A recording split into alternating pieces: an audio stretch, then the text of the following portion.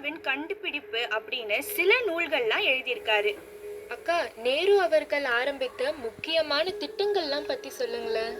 சொல்றேன் கிருத்திகா. இந்தியாவின் வளர்ச்சிக்கு நிறைய திட்டங்களை உருவாக்கியிருக்கார். இவர் தான் முதல்ல அணிசேரா இயக்கத்துக்கு ஆதரித்து குரல் கொடுத்தவர். அணிசேரா இயக்கம் அப்படின்னா மக்கள் ஜாதி மதம் இனம்னு பிரிக்காம எல்லா மக்களும் ஒண்ணுன்னு சொல்லுவாரு. இந்தியாவுல வெளியுறவு கொள்கைகளை முதல்ல வடிவமைத்தவரும் இவர்தான்.